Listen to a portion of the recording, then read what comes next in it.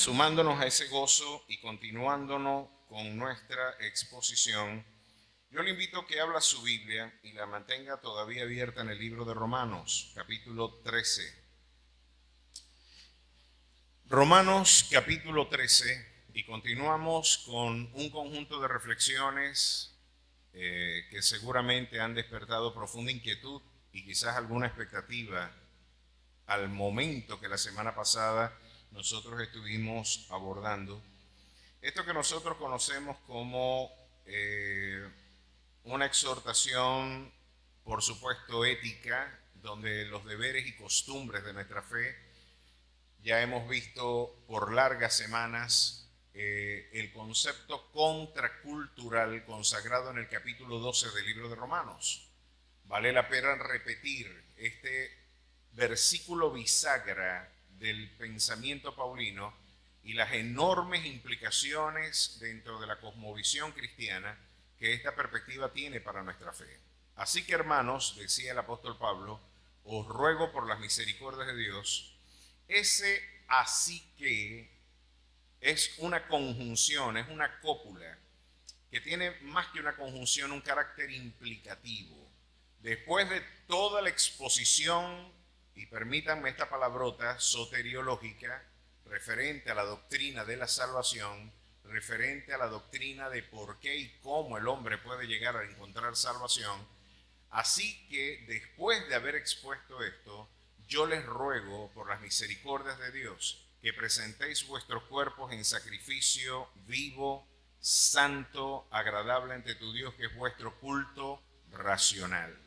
Bueno, tiene tanta comida este versículo, demasiada, tanto contenido y tantas verdades que consagrar y tantas aristas que pueden brindar al expositor ocasión para abordar cualquier tema de nuestra fe, que bueno, ya tenemos largas semanas transitando por él. Pero hemos visto cómo para entender que la voluntad de Dios es agradable y es perfecta, el apóstol Pablo pone como antecedente, como un antecedente que de manera inexorable debe estar presente en nuestras vidas. Debemos presentarnos como sacrificio vivo ante Dios para poder comprender que su voluntad es agradable y es perfecta. Nuestra comprensión de la voluntad de Dios, de alguna manera, pasa por una vida de consagración, de una vida de entrega, de sacrificio vivo ante la presencia del Señor. Y decía yo que como principio epistemológico de nuestra fe, solamente puede conocer a Dios aquel que vive en santidad. Entender su naturaleza, entender la complejidad de su carácter, comprender y poder vivir la idea de Dios en su plenitud, solo se da en el contexto del sacrificio vivo y santo ante la presencia de Dios. Esto lo decimos porque el concepto de conocimiento, ¿verdad?, consagrado en la literatura bíblica, y de hecho es una expresión tan hermosa la que se emplea en el Antiguo Testamento, que cuando un hombre tiene intimidad con una mujer, la construcción lingüística, el eufemismo que se emplea, y conoció a su mujer y ella concibió. Lo interesante es que desde la perspectiva de la cosmovisión cristiana, conocer es equivalente a intimidad. La intimidad es el contexto donde Dios revela su carácter. Estamos viendo que más allá de una abstracción conceptual, estamos viendo un compromiso de vida para poder comprender a Dios. Más allá que una aproximación a un libro, a un documento frío, distante, la Biblia habla de que para poder conocer a Dios vamos a tener que vivir para Él. Este punto lo llamo yo un punto bisagra porque ciertamente flexiona gran parte del planteamiento sistemático de nuestra fe. Pero la semana pasada habíamos dejado en el tintero algunas reflexiones que seguramente dejaron con enorme expectativa a la iglesia. Pero habíamos dicho la semana pasada que después de todo este conjunto de amonestaciones que a partir del verso 4, el apóstol Pablo viene dando como recomendación a la iglesia. ¿Cuál debe ser tu conducta? ¿Cuál debe ser tu orientación ética? ¿Cuál es la moralidad? ¿Cuál es el sujeto ético que después de todo se debe construir en el contexto de la fe? Yo estoy seguro, y es una pregunta que de alguna manera es como dicen los españoles, es una verdad de perogrullo, que al puño cerrado lo llaman puño. Es una verdad de perogrullo, es una verdad evidente. ¿Cuántos de los que están aquí quieren agradar a Dios?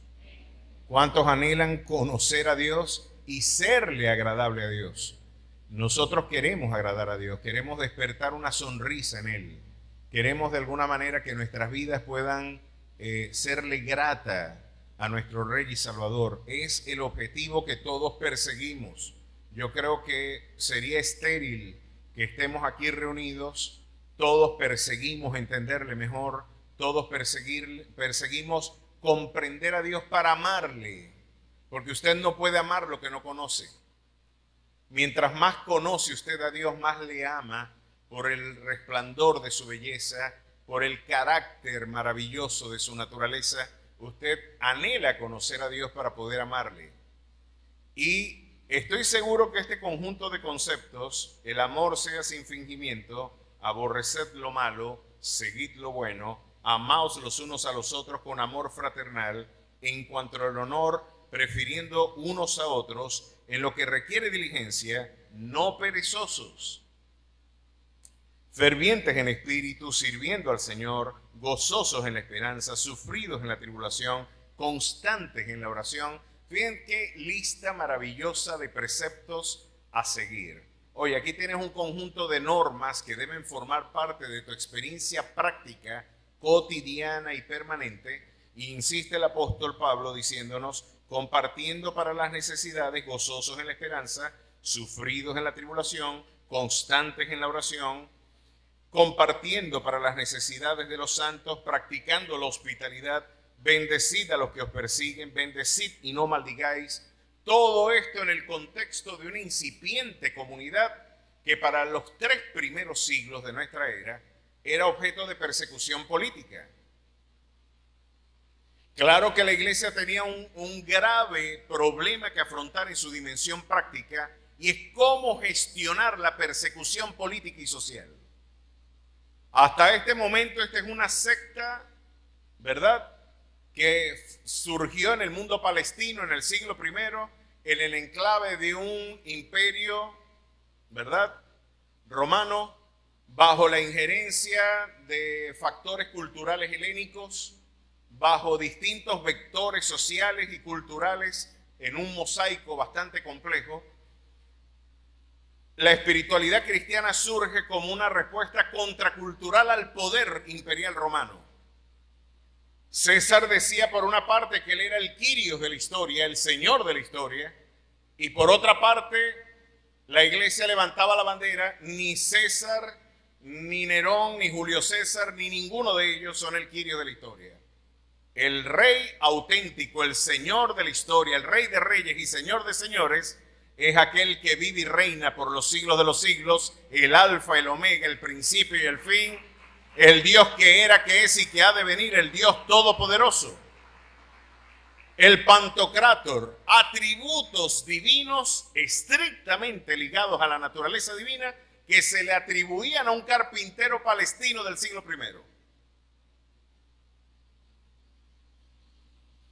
Así que por supuesto que tenía que marchar a contrapelo a los factores de poder. Oye, tú le atribuyes divinidad y señorío a un paria del tercer mundo. Pues ese señor venció a la muerte, porque quien vence a la muerte, imagínense la victoria de ese señor. Ningún emperador ha podido vencer a la muerte. Ningún rey, por encumbrada que esté en la historia, ha podido afrontar el desafío de la eternidad y volver a dar testimonio de su gloria. Pues para ese momento la iglesia era perseguida por la proclamación esencial de este mensaje. Decir que Jesús es el Señor es derribar la arquitectura de la episteme del poder, de la estructura narrativa del poder. Decir que el César no es Dios, sino Jesús, es derribar la estructura, la arquitectura misma, la ingeniería social del poder. Alguien diría entonces, claro, había que asesinar a esta comunidad. Y Pablo dice, ¿cómo vamos a vencer el desafío de la resistencia? Imagínate, el Estado, como lo definía Gramsci, la semana pasada cometí un error, un lapsus linguis. Cuando yo hablaba de Trotsky, realmente tenía que hablar era de Gramsci. Esta es un fe de ratas para los que vieron la prédica anterior. Lo bueno del Alzheimer es que uno conoce gente nueva todos los días. Eso lo decía mi querido pastor Gerardo de Ávila. Bueno, lo cierto es que este lapsus linguis, hoy lo corrijo recordando que Gramsci, y no solo Gramsci, Max Weber también nos recordaba en su libro La ética protestante y el espíritu del capitalismo, de que el Estado podía ser definido como la concentración hegemónica del poder. La concentración hegemónica del poder, o más bien de la violencia. El que pueda administrar la violencia es el Estado. Ahora imagínense ustedes una comunidad de gente sencilla, humilde, desarmada, que predican la paz, resistiendo a la principal potencia política y militar del siglo I. ¿Cómo se vence eso? Bíblicamente así. Bendecid a los que os persiguen.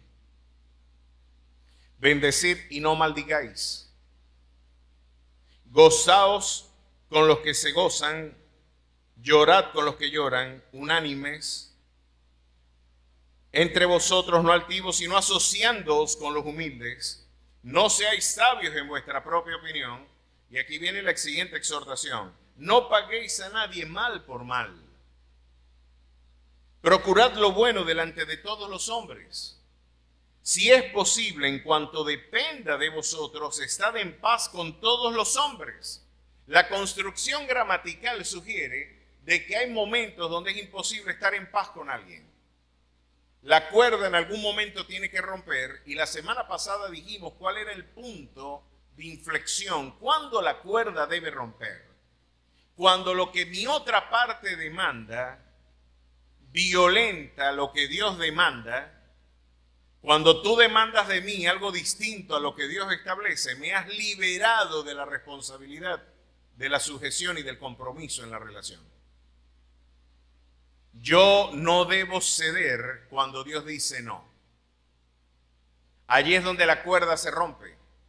Les decía yo la semana pasada, un ejemplo práctico de esto sería, si una joven está de novia con otro chico, y el chico le dice que como prueba de amor necesita tener intimidad con ella, ¿qué cree usted que el sentido común y la verdad del Evangelio nos enseña?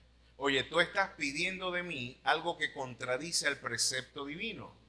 Por lo tanto, la cuerda se tiene que romper porque tú no me puedes poner a escoger entre lo que tú quieres hacer con mi vida y lo que Dios quiere hacer con mi vida. Lo que Dios quiere hacer con mi vida es lo que debe prevalecer. Allí se rompe y se fractura.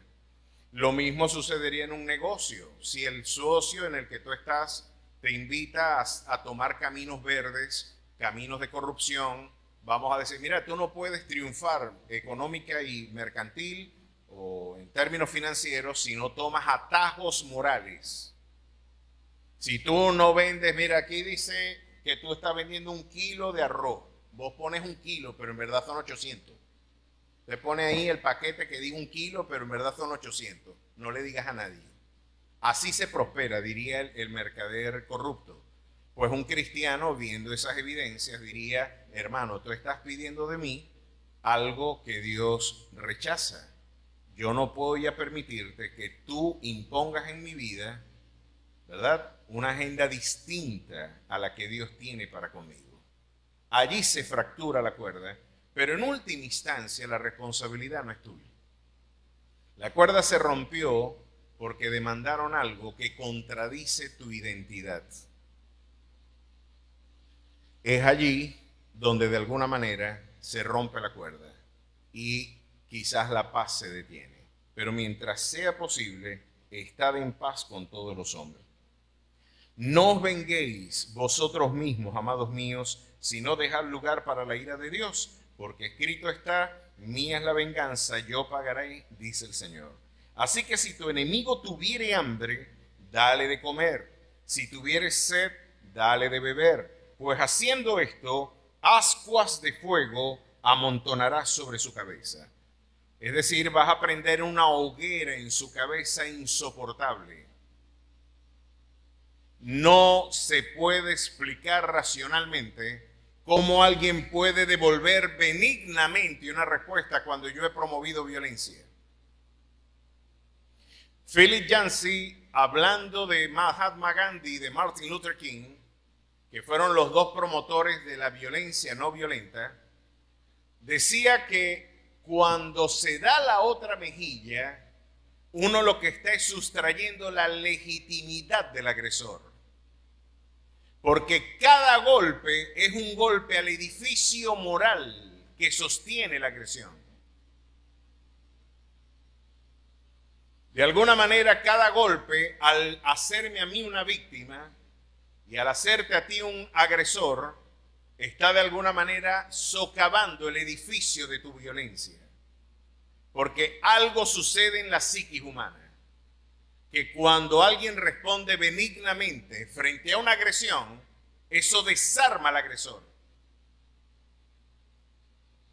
Pero ¿por qué me trata bien si yo lo traté mal? Ahí tenemos una extraordinaria respuesta, y déjenme decirles un secreto. Este camino puso en cuarentena al imperio más poderoso que ha conocido la historia, a Roma, devolviendo mal bien por el mal que se les hacía. Esto puso en cuarentena al paganismo. Y hoy tenemos una sociedad cristiana, que podríamos poner entre comillas, porque este criterio prevaleció en nuestra sociedad. Vamos a explorar esto, porque ahora tenemos en el capítulo 13, en esta introducción que les acabo de brindar para ponerlos en contexto y entrar en calor, un extraordinario desafío que es la relación del hombre con el Estado. La relación del cristiano con el Estado y la relación que tiene que guardar el cristiano frente a esta concentración hegemónica de la violencia, que es el poder. ¿Tenemos una buena pregunta o no? Es más, es una pregunta peligrosa de responder. Diría Voltaire que es peligrosísimo tener la razón cuando el Estado no la tiene. Es muy peligroso porque, de alguna manera, el poder se edifica bajo una narrativa que generalmente el Evangelio desmonta. El Evangelio es el principal instrumento para develar lo que se esconde auténticamente en el corazón del hombre. Y no en vano el autor sagrado dice que esta palabra es como espada de doble filo. Hace discernir los pensamientos y las intenciones del corazón también.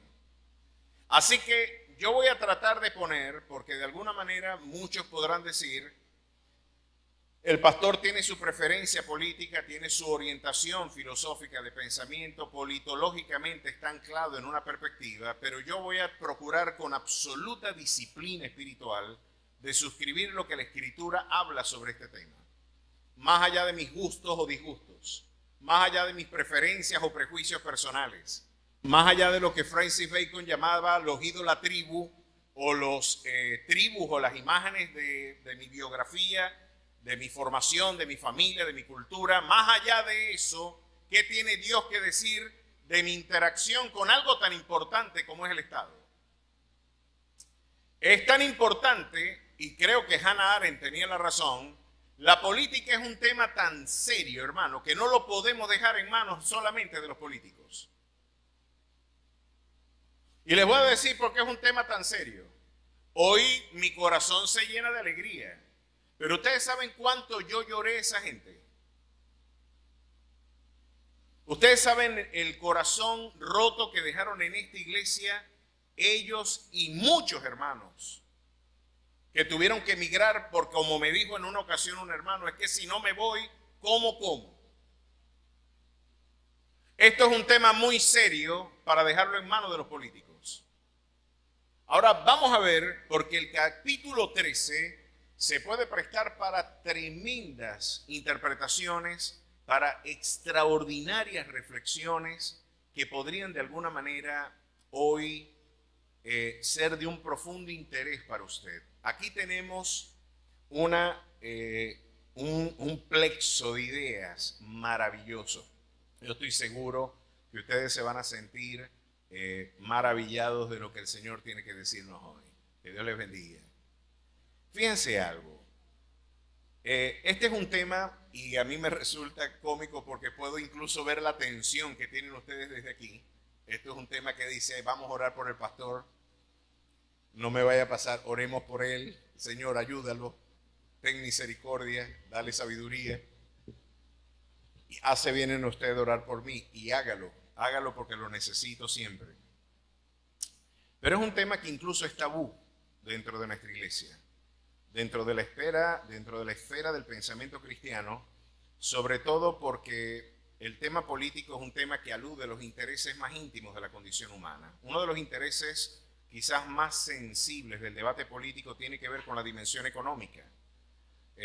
Cuando Erasmo de Rotterdam hizo una reflexión sobre Lutero en el siglo XVI, para aquel 1517, Erasmo de Rotterdam dijo unas palabras que sentenciaron lo que socialmente tradujo la Reforma Protestante.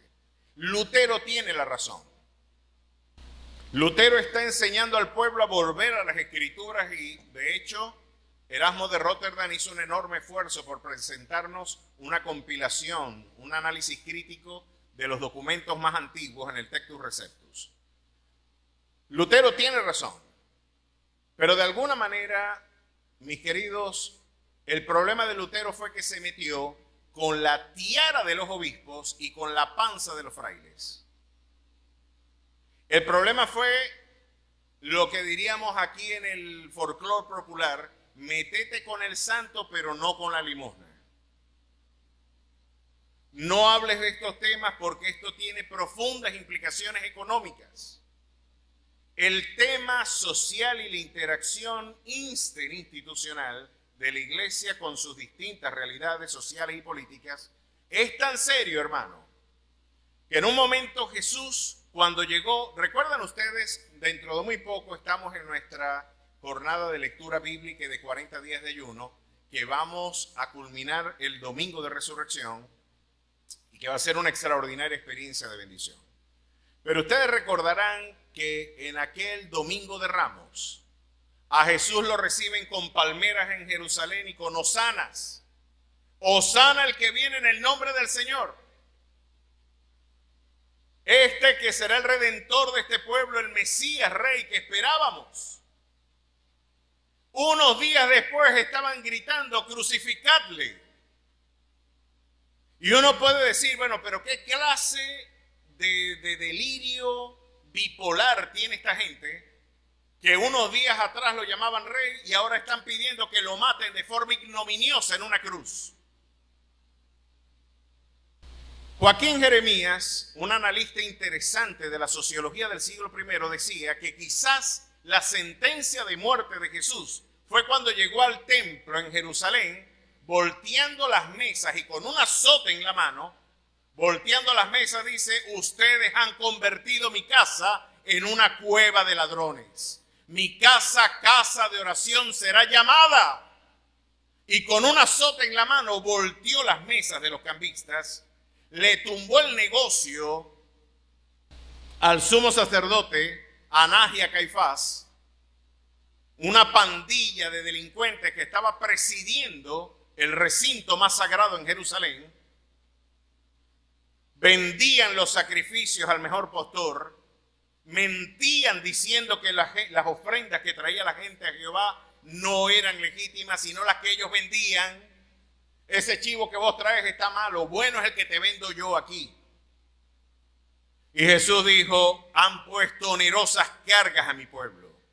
Pues curiosamente, en ese diálogo interinstitucional, en donde Jesús volteó las mesas de los mercaderes, muchos dicen que ahí firmó su sentencia de muerte. ¿Qué pasó entre Lozana y crucificadle? Echar fuera a los ladrones del templo y señalar delitos de corrupción. Decir esto no lo aprueba Jehová e indefectiblemente siempre termina de la misma manera. Juan el Bautista hablando con Herodes, el tetrarca, y le dice, la mujer que tienes por mujer no te es legítimo tenerla. Tus pecados tienen implicaciones corporativas. Lo que tú estás haciendo afecta corporativamente a nuestra nación. Es más, tú eres un idumeo, usurpador de un trono. Tú eres descendiente de Saúl, no de David.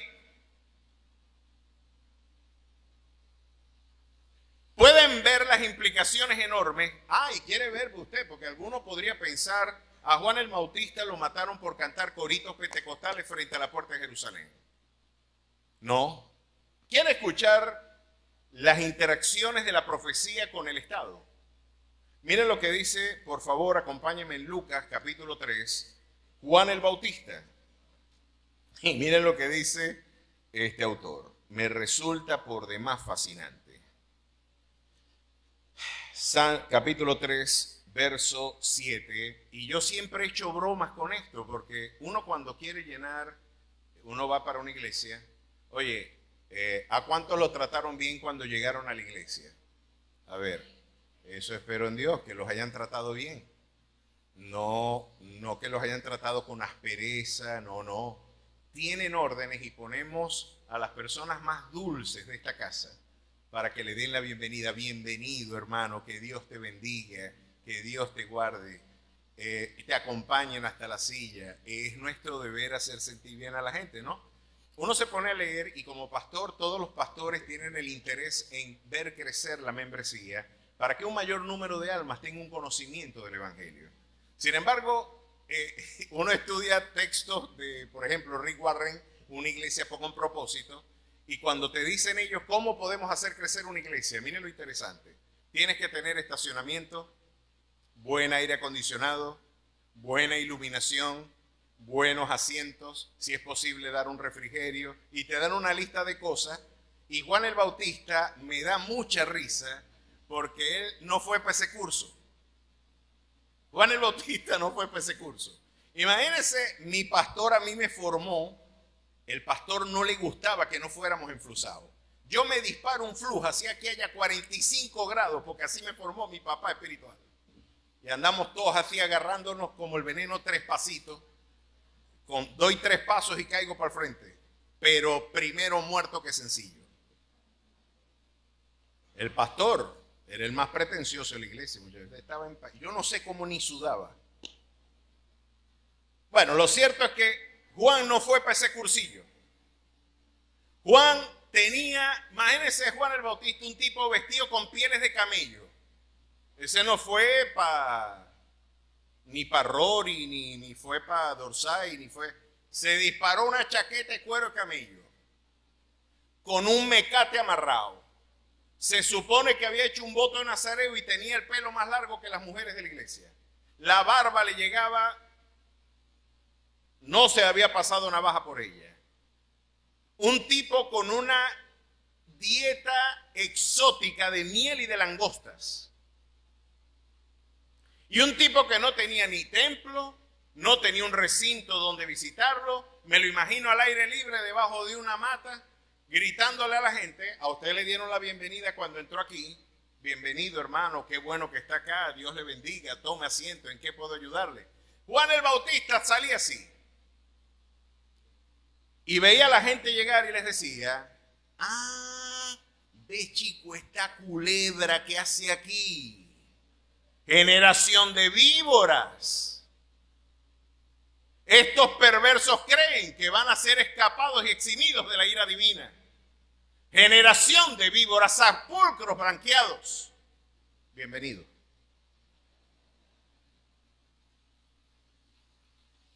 ¿Puede usted imaginarse ministerio de protocolo que tenía esta iglesia.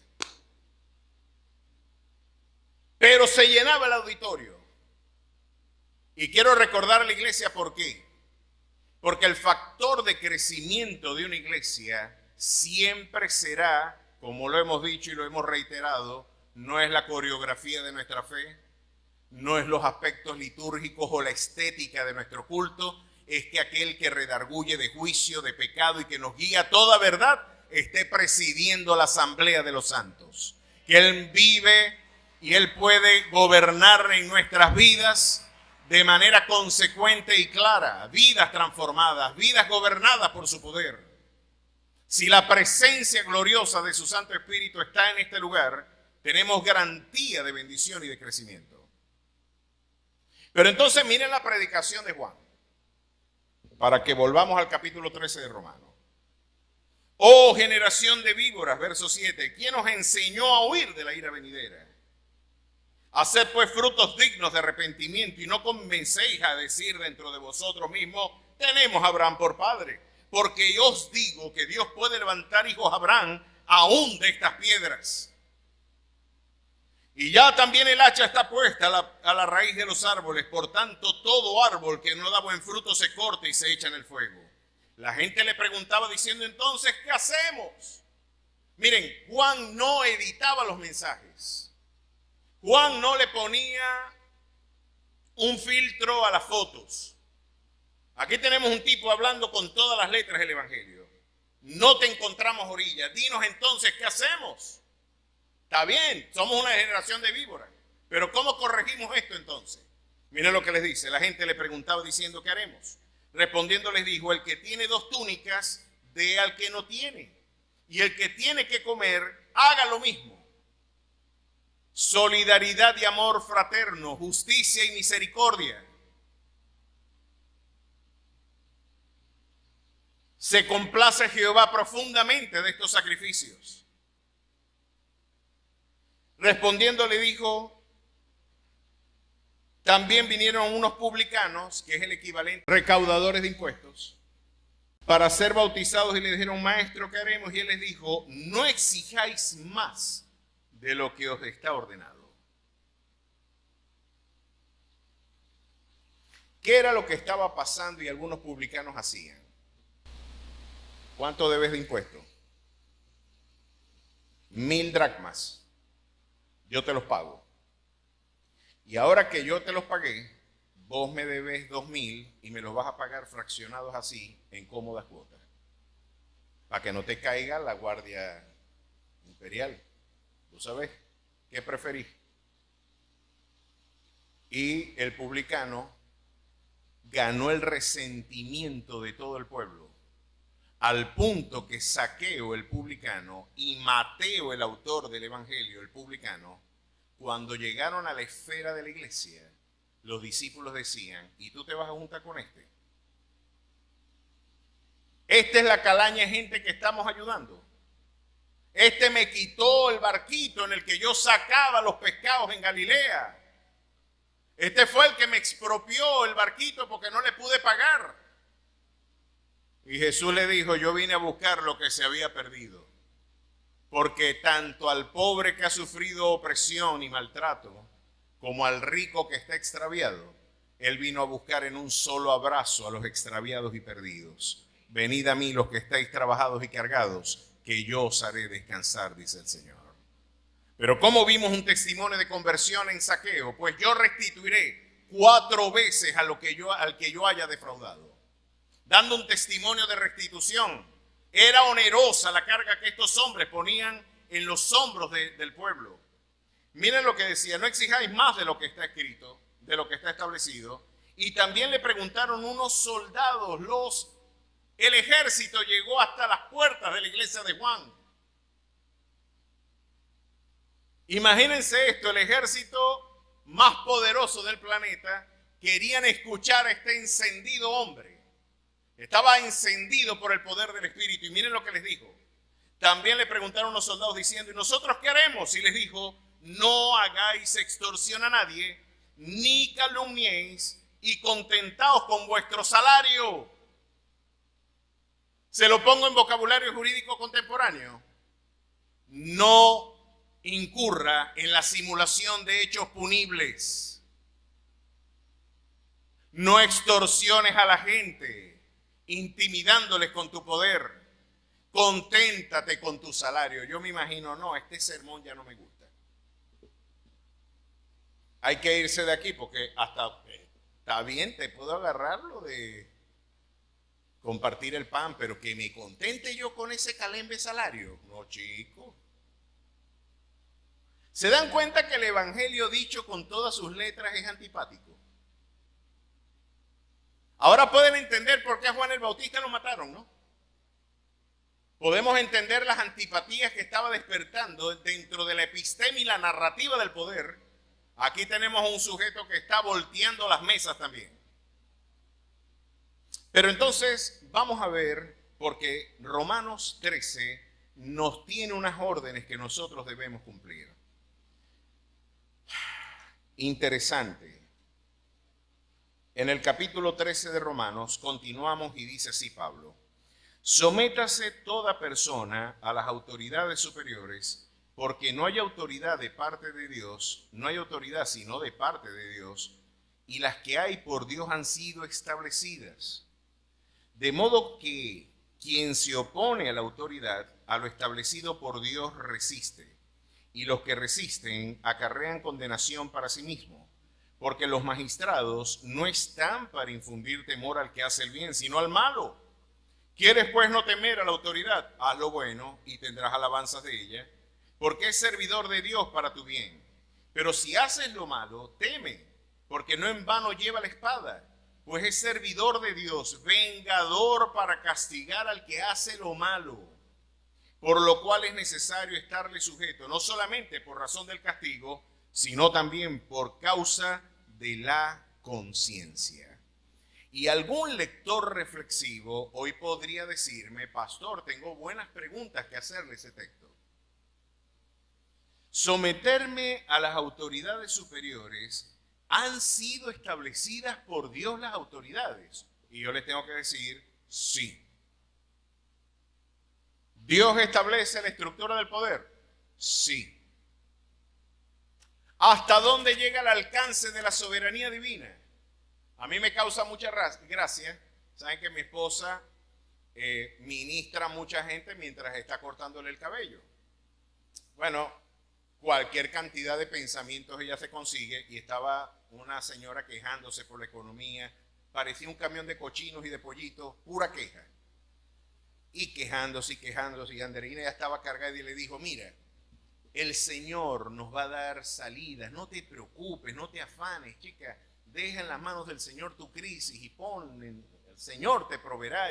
Y la tipa se volteó y la miró así: ¿el Señor qué? Dios no se mete en política, Dios no se mete en economía, Dios no tiene nada que ver con mi bolsillo, eso es mi responsabilidad. Ella me echó ese cuento y yo me reí mucho, pero yo después dije: esto yo le voy a sacar provecho cuando predique. ¿Por qué? Porque me está brindando un planteamiento que muchos cristianos equivocadamente están abrazando. Parece que Dios es ajeno en su soberanía a algunas esferas de la experiencia humana. No, esta parte es santa, esto sí es de Dios, aquello que es profano, Dios no está involucrado. Pues yo les he cacareado a ustedes, y creo que uno de los énfasis magisteriales de mi ministerio es recordarle a la iglesia quién es el auténtico Señor de la historia. Recordarle a la iglesia la piedra angular de nuestra teología, que es la soberanía de nuestro Dios. Y ahora ver que Dios quita y pone reyes, como lo dice Daniel, es el concepto que de alguna manera muchos consideran: mira, Dios creó el universo, sí, amén. Dios nos creó a nosotros, amén. Dios creó a los políticos, amén. Dios brindó nuevos comienzos y Dios brindó de alguna manera el bienestar, amén. Pero Dios creó el universo, es el pensamiento deísta. Este fue el pensamiento del que abrevó nada más y nada menos en su Emilio, Juan Jacobo Rousseau, fue el concepto del que abrevó también Voltaire, fue el concepto del que abrevó la Ilustración francesa y del que abrevó Bolívar, O'Higgins, Miranda, San Martín y todo el pensamiento libertario latinoamericano del siglo XIX y finales del siglo XVIII, abrevó de estas fuentes de la Ilustración. Dios existe pero no interviene. Dios está distante pero no tiene injerencia alguna en la historia. Y la imagen que ellos tenían dentro de la relojería antigua era que Dios había diseñado un mecanismo perfecto al que Él le dio cuerdas y lo dejó andar solo. Ya yo no tengo nada que ver con lo que pase después que te di cuerda. Dios no tiene nada que ver con eso. Ahora el responsable soy yo. Y aquí estamos ante uno de los grandes escollos y uno de los grandes problemas de la teología sistemática y del pensamiento cristiano. ¿Cómo armonizar la libertad humana y la soberanía divina? ¿Cómo poner en armonía si yo soy libre o Dios es soberano? ¿Quién decidió? ¿Quién fue el que tomó la decisión? Tengo tentación de explorar ese tema, pero si me voy por ahí no terminamos nunca. Lo cierto es que Dios nos dio información y tenemos que ser metodológicamente estrictos. El Señor afirma en Daniel que Él quita y pone reyes. Y Pablo dice que ninguna autoridad ha sido establecida, sino que ha sido establecida por Dios. Y alguno de manera suspicaz y sagaz me diría, Hitler también, Mussolini también, Stalin también, Pol Pot, Idi Amin. Esto puede despertar algunas antipatías para bien y para mal. Pinochet.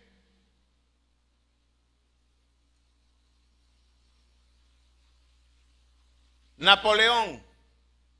Carlos V. Enrique VIII. Bismarck. ¿A qué te estás refiriendo tú? ¿Que Dios puso esos genocidas? Y tengo que meterme en problemas y les voy a decir algo. Sí. Pero para que usted no ore por mí, esto le voy a dejar como perícopa de su interpretación.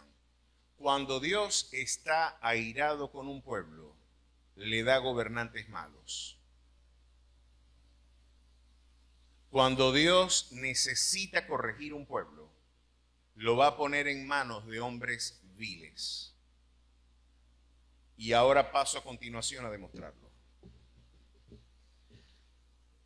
Primera instancia, ¿qué es el Estado?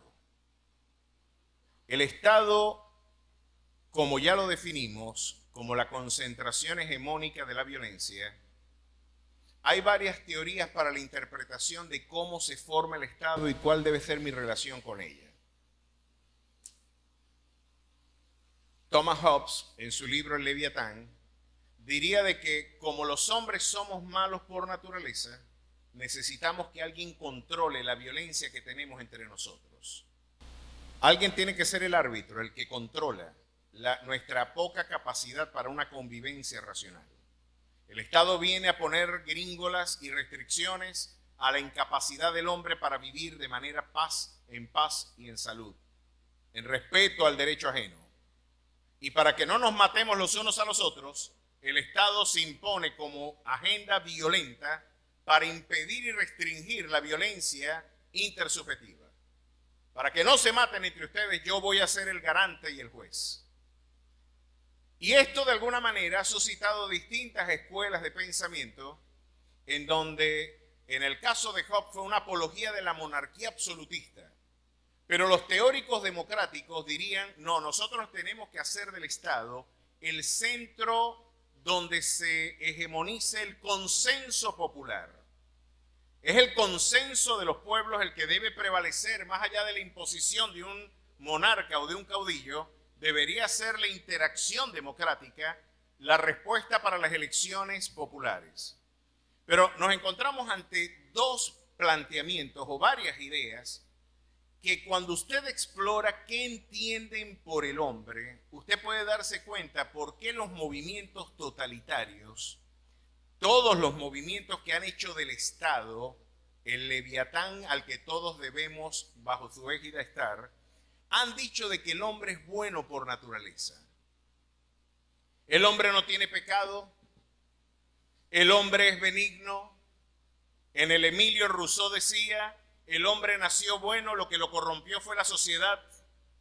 Y cuando usted construye una visión del Estado, donde se interpreta que el hombre es bueno y no necesita redención, ¿cuál es el siguiente paso a seguir? Si todos somos buenos, si aquí nadie es pecador, o si alguien, lo que nos corrompió fue la sociedad, lo que me tengo es que deslastrar de este patrimonio simbólico, deslastrarme de un conjunto de ideas alienantes y permitir que mi caudillo revolucionario y ese líder totalitario, mesiánico y milenial señale la ruta de mi redención. ¿Dónde me redimo? ¿Cómo logro la emancipación? ¿Cómo puedo hacerme un nuevo hombre? Y aquí es donde se pone interesante el tema, porque la Biblia hubo un momento en que la iglesia tuvo que, o más bien el pueblo de Israel, tuvo que decidir si seguir a Dios en el ejército y en sus decisiones administrativas y de Estado, o seguir a un rey. Primera de Samuel, capítulo 8.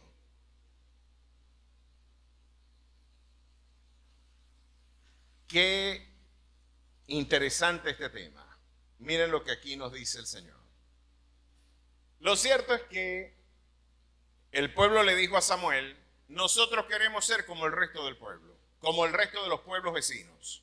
Necesitamos un rey que dirija nuestras tropas, necesitamos un caudillo nacional, no un ministro, sacerdote o un líder espiritual que oriente nuestro rumbo nacional. Necesitamos un caudillo fuerte, vigoroso, un tipo que vaya al frente en la batalla, quizás el tipo más atlético de nosotros, sería el más competente para dirigir este ejército y para dirigir el destino de esta nación. Y se llegaron a Samuel y le dijeron esto. Y le dijeron, aquí tú has envejecido, capítulo 8, verso 5 de Primera de Samuel, y tus hijos no andan en tus caminos. Por tanto, constitúyenos ahora un rey que nos juzgue como tienen todas las naciones. Pero no agradó a Samuel esta palabra que dijeron, danos un rey que nos juzgue. Y Samuel oró a Jehová. Y dijo Jehová a Samuel, oye la voz del pueblo en todo lo que te digan, porque no te han desechado a ti, sino a mí. ¿Qué me dice teológicamente esta afirmación divina? Yo voy a complacerlos no porque sea lo perfectible o lo que yo anhelo. Es por la dureza del corazón de este pueblo que yo voy a permitir delegar soberanía en este monarca. Porque han desechado a Dios, no al profeta. Pueden ver cómo se formó la idea de Estado en Israel. Esto no responde a la inquietud primaria de Dios. Lo que está diciendo aquí es que Dios no está conforme. No te han desechado a ti, sino a mí. Conforme a todas las obras que han hecho desde el día que los saqué de Egipto hasta hoy, dejándome a mí sirviendo a dioses ajenos, así también hacen contigo. ¿Qué les parece lo que Dios está diciendo acá?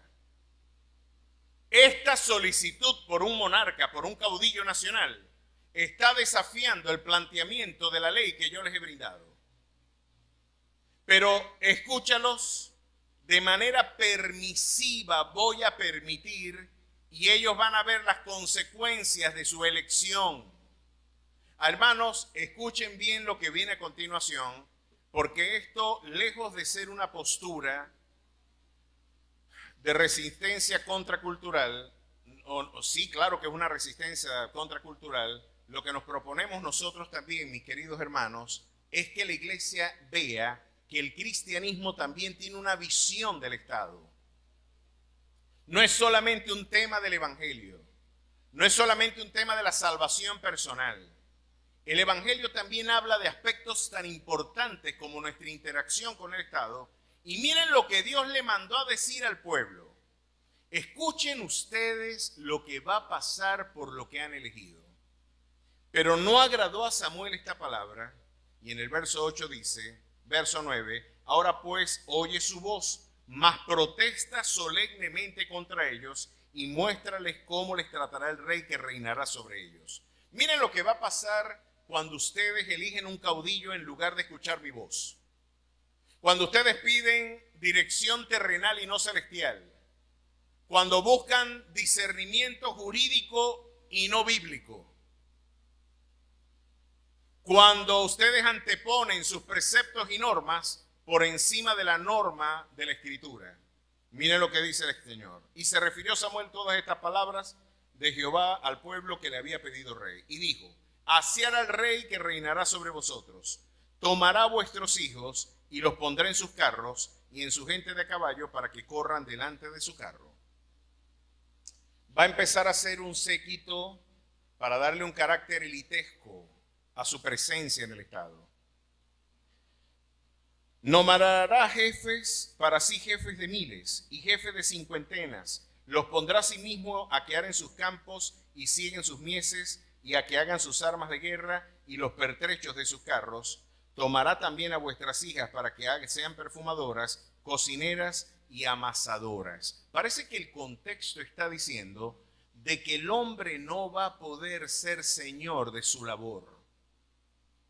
Parece que vamos a tener una forma de subempleo en donde va a ser defraudada nuestro salario y no se va a retribuir de manera equivalente a nuestra inversión de vida. Te van a poner a trabajar y no te van a remunerar. Te van a quitar tus hijas para hacer labores que deberían enriquecerte a ti.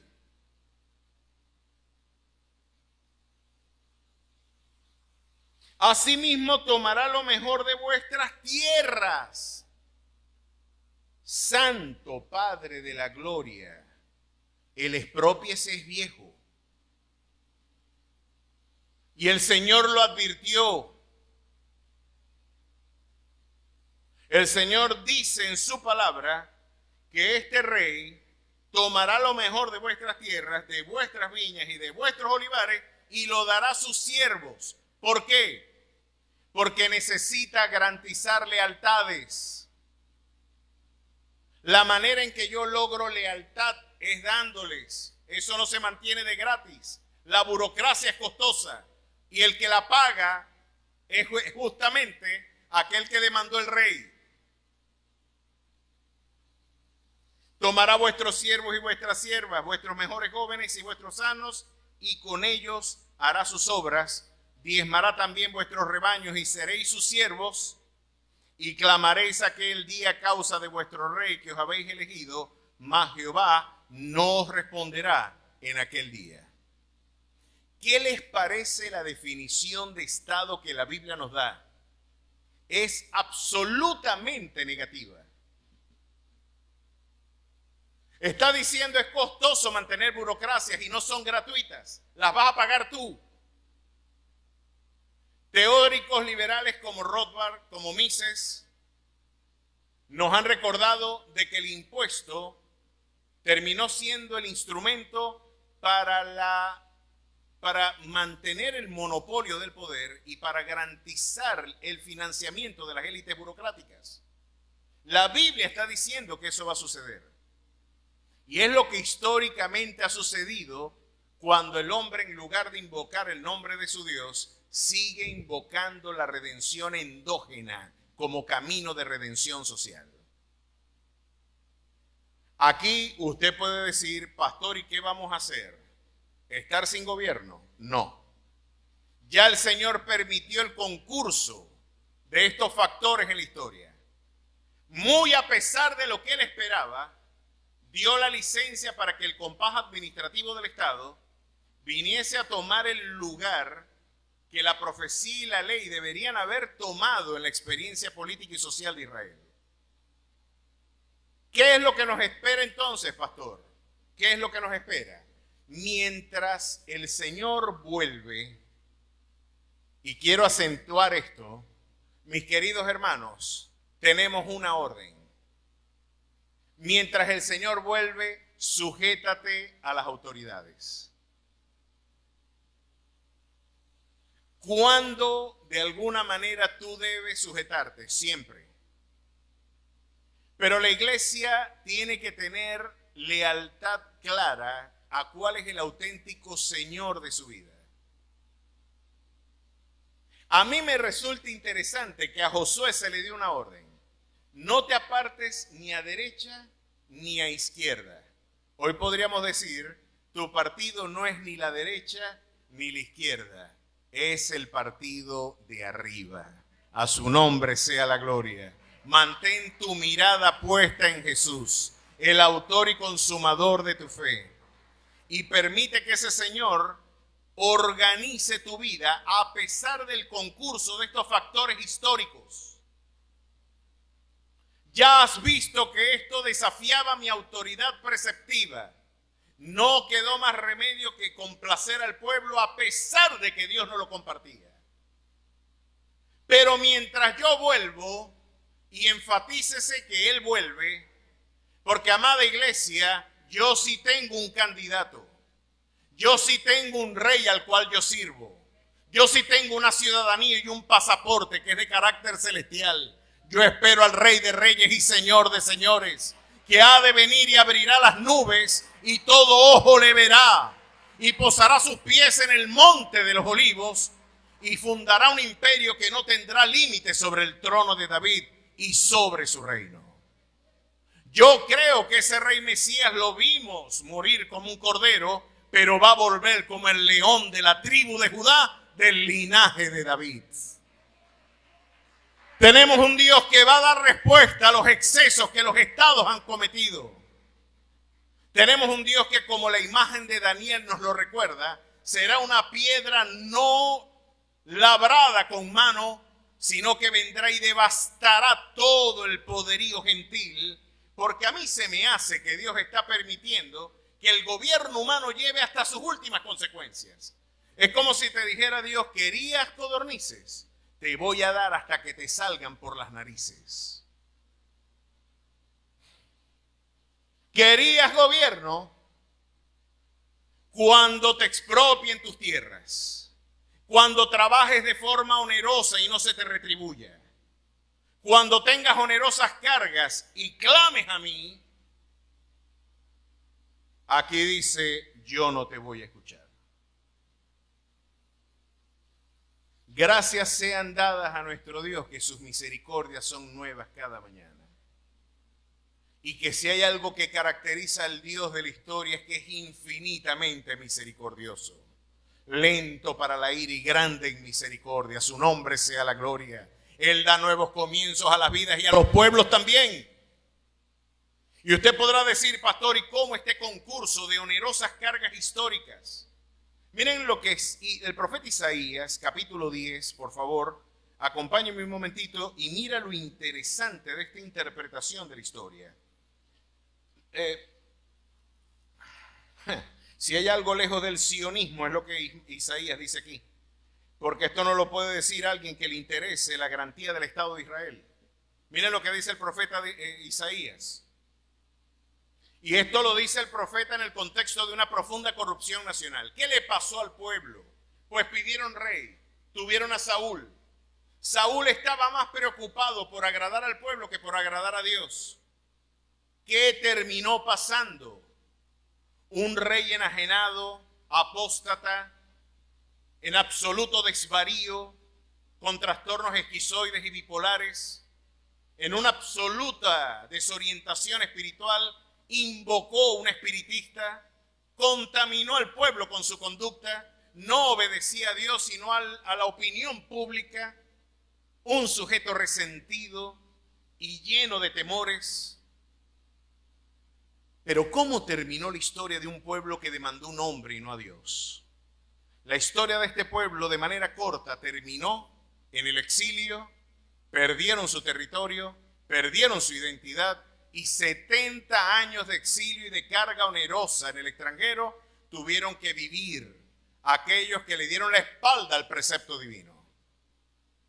Así que, en vocabulario de la sociología de nuestra fe, los pueblos que le dan la espalda a Dios, indefectiblemente, mientras Él vuelva, el éxito de una nación será equivalente y directamente proporcional a la forma en la que se acerquen o se alejen al precepto divino.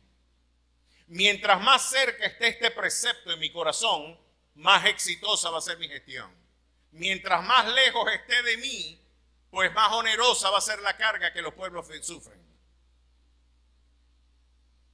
Si construimos leyes que favorezcan y bendigan a los sectores vulnerables, si predicamos y favorecemos leyes que preserven la integridad del sector privado, porque tengo que decir algo, según la Biblia, expropiar es pecado. Expropiar es pecado. ¿O no se equivocó el profeta Samuel? ¿Por qué eso no nos lo dijeron? ¿Por qué no nos lo dijeron desde los púlpitos? Porque los pastores tenemos miedo a que nos lleven presos. ¿Por qué no lo decimos? Por eso este libro está prohibido en Corea del Norte. Por eso este libro está prohibido en muchísimos lugares. Porque si tú abres la Biblia y te consigues con lo que acabamos de leer, tú te empiezas a preguntar, pero estamos en el camino correcto. ¿Es esto lo que le agrada a Dios? ¿El desconocimiento de la propiedad privada le agrada a Dios? ¿Qué consecuencias traerá? Pues no tengo ni siquiera que recordarlas. Pero alguien tiene que decirlo, porque ¿cómo creerán si nadie les predica? La omisión nuestra tiene elevadísimos costos, iglesia. Nuestra cobardía, si tú crees que por callarte la boca te vas a salvar, pues te vas a encontrar en una carga peor. Los cobardes no entrarán al reino de los cielos. Solo los valientes lo arrebatarán. A su nombre sea la gloria. Necesitamos, al igual que Juan y aquel tiempo, alguien que lea el Evangelio con todas sus letras. No una versión editada, edulcorada del Evangelio, romántica del Evangelio. Necesitamos el Evangelio completo. Necesitamos la cosmovisión integral. Por eso usted puede ser pro LGBT, pro abortista y decir que es cristiano. No se puede ser ambas cosas de forma coherente al mismo tiempo. Tú no puedes apoyar el aborto y decir en la iglesia: te amo, Dios. Tu fidelidad ha sido maravillosa en mi vida. ¿Qué clase de espiritualidad es esa? Es una espiritualidad exudada de las contradicciones posmodernas. De lunes a sábado soy pro LGBT, pro abortista, pero el domingo le digo a Jehová que Él es mi Dios. Ahora tendría que decir Juan el Bautista: hagamos frutos dignos de arrepentimiento. No se puede, y le voy a seguir echando candela a esta sinvergüenza, no te puede gustar Bad Bunny y ser cristiano al mismo tiempo. No te puede gustar. Y no me estoy refiriendo al tum, cutum, cum, tum, cutum, cum, tum. Quédate con el tum, cutum, cum, tum. Cambiale, pero yo no puedo repetir en este púlpito, ni siquiera en un mensaje de texto, lo que ese bandido dice en sus canciones. No lo puedo decir. Aquí hay buenísimos abogados. Hermano Marco, ¿me meten o no preso si yo paso un mensaje de texto diciéndole ni a mi esposa, pues? Decir lo que ese hombre está diciendo es una agresión. Qué poco romántico, qué poco. Oye, tú tienes el hombre y la mujer que se deje enamorar con eso. Hay que orar por la crisis de identidad femenina. Si a ti te gusta que te enamoren así, una mujer así, hay que decir: llévatela, viento de agua. Llévatela. O como dicen allá en los llanos, sola vaya. Se vaya sola, muchacho. Es una bola de candela. Una tipa que le guste Bad Bunny, que qué bello. Hay una estética, hay un elemento de contracultura, de resistencia cultural que el espíritu juvenil siempre abraza. Parece que el espíritu juvenil siempre va a ser desafiar la autoridad. Y eso está allí. Pero hay que poner a conectar la otra neurona para que peguen y que haga una sinapsis y te des cuenta que estás escupiendo para arriba. Es una autolesión promover el irrespeto a la condición femenina. Y hoy en el Día de la Mujer, creo que la mejor protesta es decir, no Bad Bunny. A su nombre sea la gloria.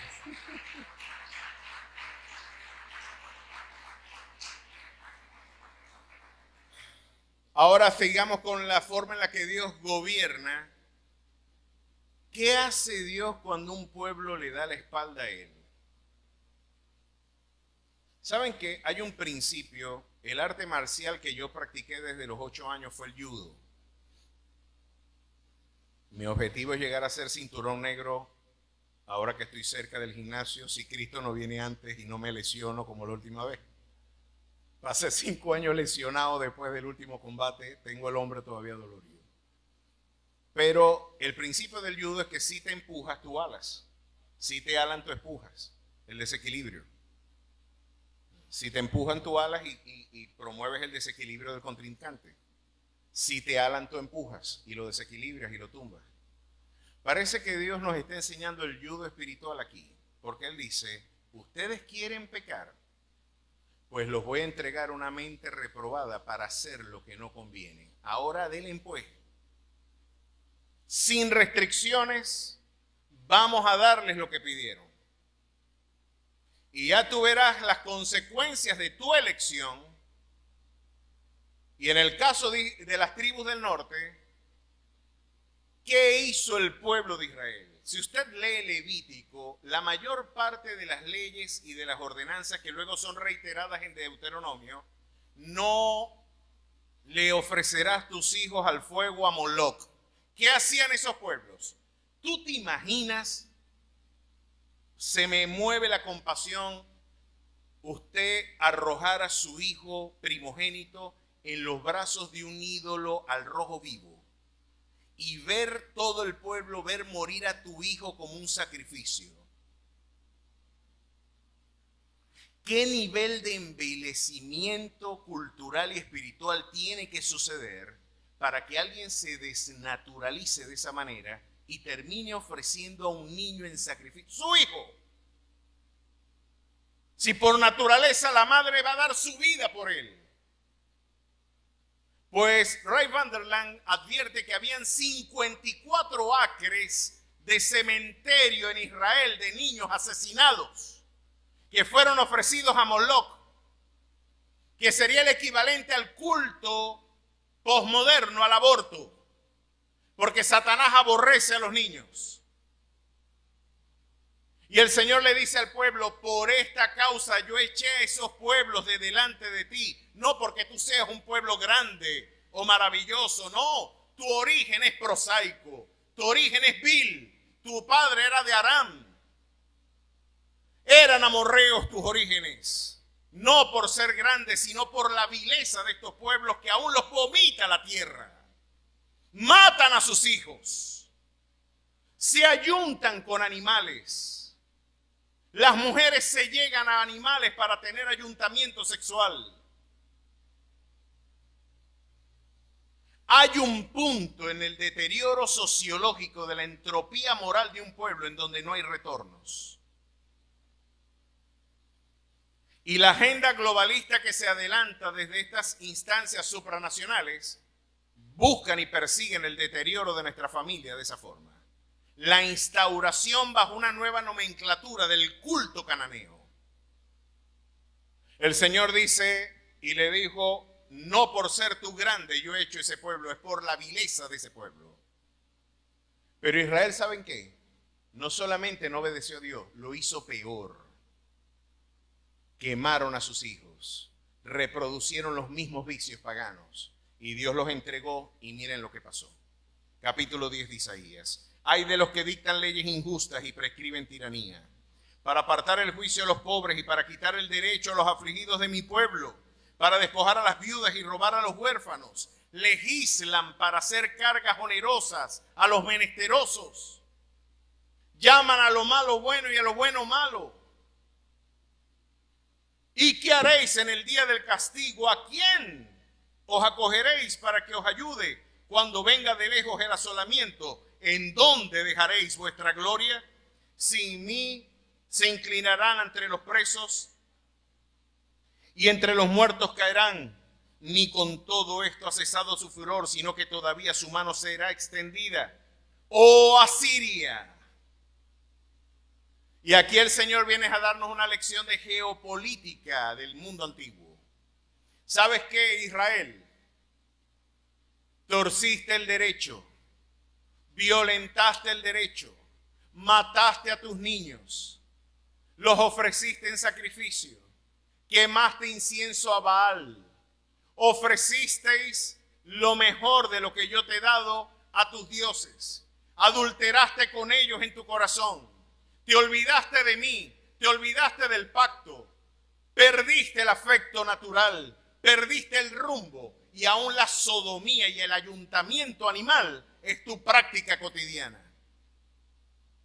¿Sabes qué te espera? Voy a levantar una potencia que va a destruirte. Y aquí viene este cántico de Isaías: oh Asiria, vara y báculo de mi furor, en su mano he puesto mi ira. Le mandaré contra una nación pérfida y sobre el pueblo de mi ira le enviaré para que quite despojos y arrebate presa y lo ponga para ser hollado como lodo de las calles. Aunque él no lo pensará así, el asirio no lo pensaba así, ni su corazón lo imaginaba de esta manera, sino que su pensamiento será desarraigar y cortar naciones, no pocas, porque él dice: mis príncipes no son todos reyes. No es Calno como Carquemis, Almat como Arfat y Samaria como Damasco. Como halló mi mano los reinos de los ídolos, siendo sus imágenes más que las de Jerusalén y de Samaria, como hice a Samaria y a sus ídolos, ¿no haré también así a Jerusalén y a sus ídolos? Pero acontecerá que después que el Señor haya acabado toda su obra en el monte de Sión y en Jerusalén, ¿qué está diciendo Dios aquí? Voy a levantar una potencia militar que va a ser el instrumento de juicio contra una nación que perdió el rumbo. Asiria, una potencia gentil, Dios la utilizó como un instrumento de juicio. Y usted podrá decir: ¿y por qué Dios permitió eso? Porque Él es soberano.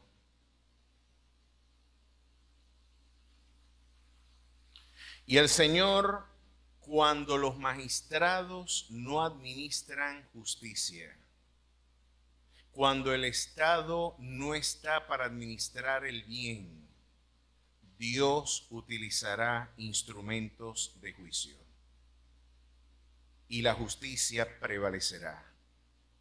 Es interesante ver cómo luego los asirios que triunfaron después fueron objeto de juicio también. Y miren lo que dice de ellos: pero acontecerá que después que el Señor haya acabado toda su obra en el monte de Sión y en Jerusalén, castigará el fruto de la soberbia del corazón del rey de Asiria y la gloria de la altivez de sus ojos, porque dijo: con el poder de mi mano lo he hecho, y con mi sabiduría, porque he sido prudente, quité los territorios de los pueblos y saqué sus tesoros y derribé como valientes a los que estaban sentados. Y halló mi mano como nido las riquezas de los pueblos, y como se recogen los huevos abandonados, así me apoderé yo de toda la tierra. Y no hubo quien moviese ala, ni abriese boca, y graznase. Se gloriará el hacha contra el que con ella corta, se ensoberberá la sierra contra el que él la mueve, como si el báculo levantara al que lo levanta, como si se levantase la vara, como si levantase la vara al que no es leño. Miren lo que Dios está diciendo. Cuando se pierde el propósito histórico y espiritual del ejercicio del poder, yo lo voy a hacer cumplir a través de una potencia extranjera.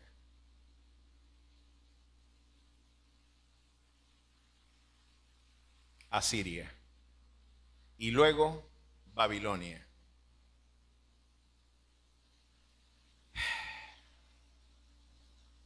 Palabra de Dios. Te alabamos, Señor. Duro. Es pesado este mensaje. Pero ¿qué termina diciendo Pablo a los romanos? Sujétense a las autoridades que Dios puso. La iglesia no está para atropellar o para perseguir o ser el tribunal de justicia, no. ¿Cuál es el lugar que la iglesia tiene y cuál es el deber que usted debe tener como iglesia frente a la interacción del Estado? Aquí está la respuesta. La iglesia no es el Estado, ni tampoco está al margen de las realidades del Estado. La iglesia es la conciencia profética del Estado. La iglesia es la que, cual luz y sal de las naciones, le dice al Estado: así dice Jehová. Así dice Jehová. ¿Estamos hablando de parte de Dios? ¿O nuestra omisión cobarde nos dejará una onerosa carga de responsabilidad histórica cuando hemos guardado silencio? El apóstol Pablo da otro precepto más, que no solamente se agota con usted sujetarse. Mire lo que Pablo le dice a Timoteo en su primera epístola, en el capítulo 2, verso 1.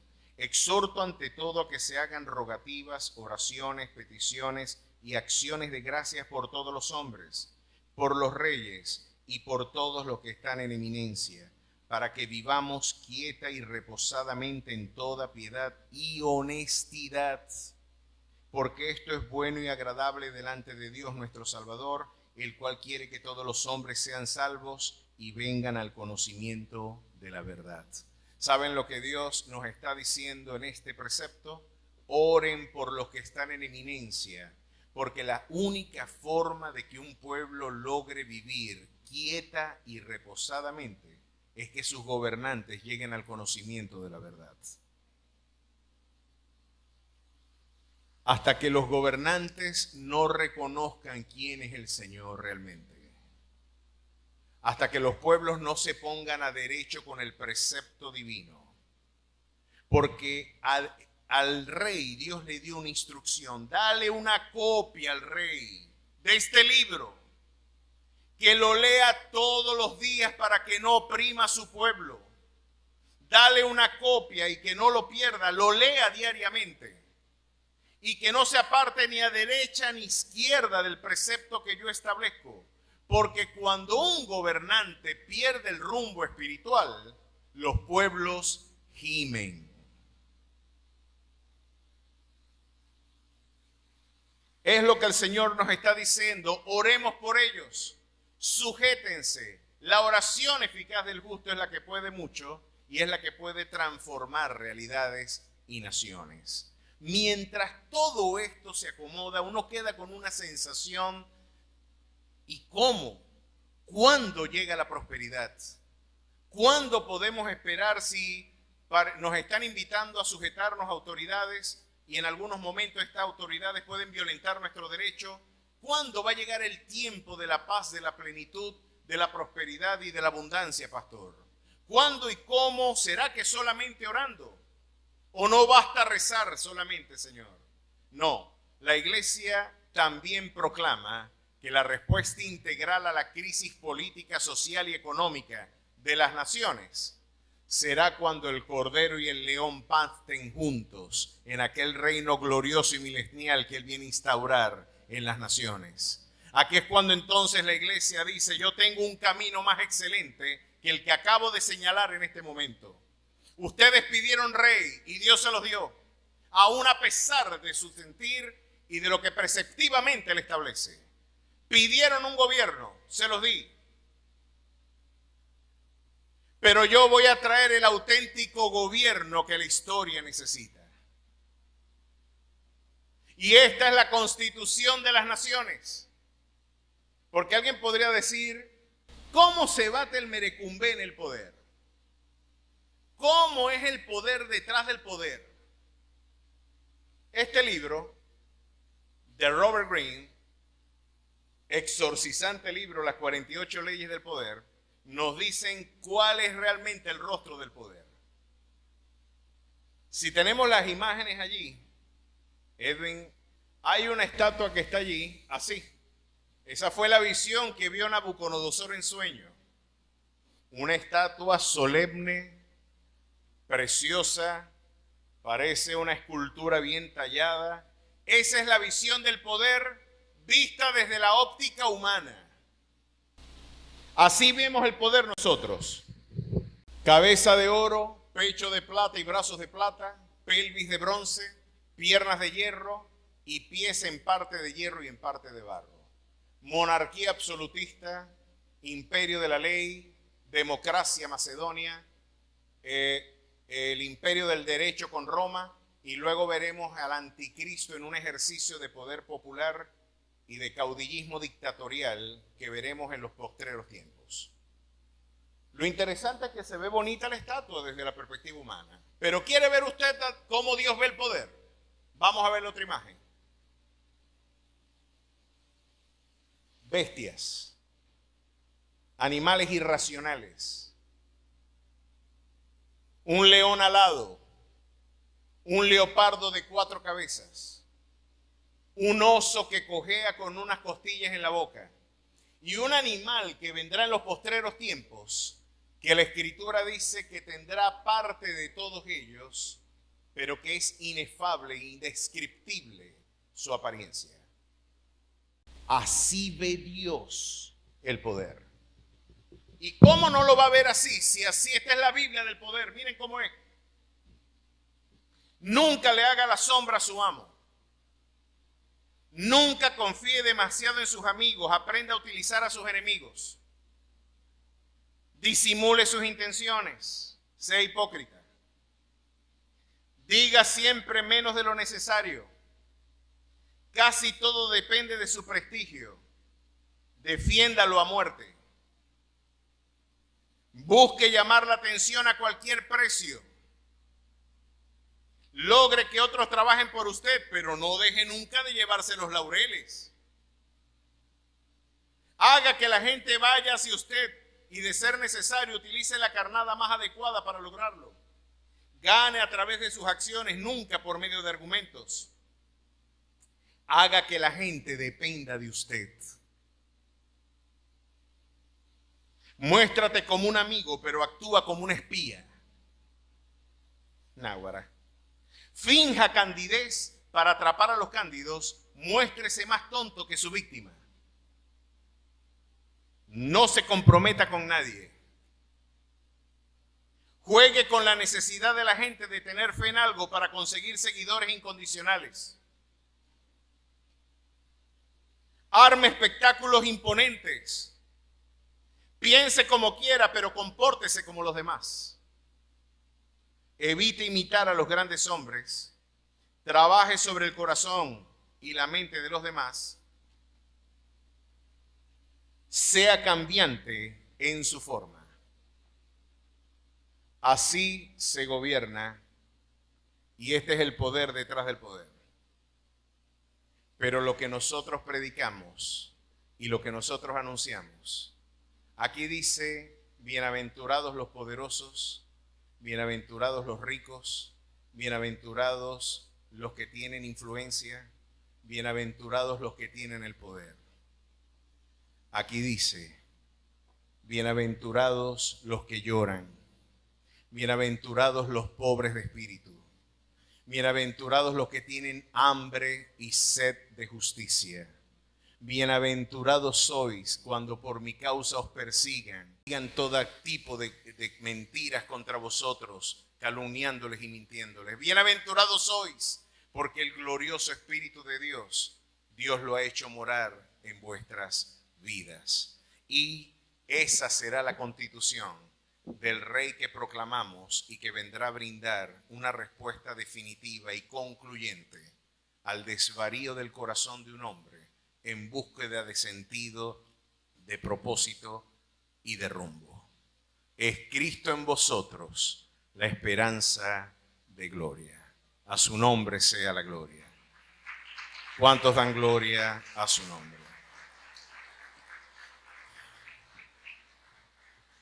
Hemos visto, y creo que de manera incompleta, es un plexo de ideas muy complejo el que se esconde detrás de esto. Mientras los funcionarios y los músicos se acercan, podemos ir cerrando y ya concluyendo, mis amados hermanos, de que la obediencia a cualquier instancia llega solamente en el punto en el que los discípulos también nos enseñaron hasta qué punto le debemos obediencia a la arbitrariedad que se puede implementar desde el Estado. El apóstol Pedro lo respondió diciendo: es necesario obedecer a Dios antes que a los hombres. Cuando cualquier instancia demande de mí algo distinto a lo que Dios estableció, me ha liberado de la responsabilidad de la sujeción. Que el Señor nos dirija y que el Señor nos dé sabiduría para poder discernir cuándo esa cuerda debe romperse y cuándo debe permanecer nuestra disposición de asistir a la voz de las instituciones. Que Dios nos dé sabiduría para este propósito. Pero mientras eso sucede, usted se sujeta a sus normas sociales. Mientras Cristo vuelve, usted paga sus impuestos. Mientras Cristo viene, usted debe hacer lo correcto y ser el ciudadano más ejemplar que la historia y la sociedad deben conocer. Es el cristiano. Solo cuando el Estado demande de usted algo contrario al precepto divino, usted dirá: la cuerda se va a romper, pero no por mi culpa. Mientras tanto, usted obedezca, sujétese y no tenga un corazón adúltero esperando en el hombre la redención que solamente usted encontrará en Cristo Jesús. El error de la historia es que hemos buscado en los hombres lo que solamente Dios puede brindarnos, que es paz, libertad y plenitud. Hoy nos sentamos a la mesa del Maestro a celebrar y conmemorar su muerte y su resurrección, diciéndole al mundo de que Él murió, triunfó y resucitó, y hasta el día de su venida proclamaremos su victoria sobre la muerte. Vamos a estar sobre nuestros pies y para este propósito oremos al Padre para bendición en nuestras vidas. Dios y Padre Celestial, gracias por tu palabra y tu precepto. Hoy en este día pongo delante de ti, oh Dios maravilloso, nuestras vidas, nuestras transgresiones, nuestros pecados. Hoy pedimos que tu sangre preciosa nos limpie de nuestra iniquidad. Tú perdones nuestro adúltero corazón por buscar en el hombre lo que solamente podemos encontrar en ti, Señor. Tú eres nuestra respuesta, tú eres nuestro horizonte, tú eres el alfa y el omega de nuestras vidas. Hoy al sentarnos a tu mesa, oh Dios, decimos que tú eres el auténtico Rey de nuestras vidas, que en ti estamos completos, maravilloso Rey, y que nada faltará a nuestras vidas si tú eres quien preside nuestra mañana. En tu nombre damos gracias, en ti esperamos. Límpianos en tu sangre y seremos limpios. En Cristo Jesús. Amén.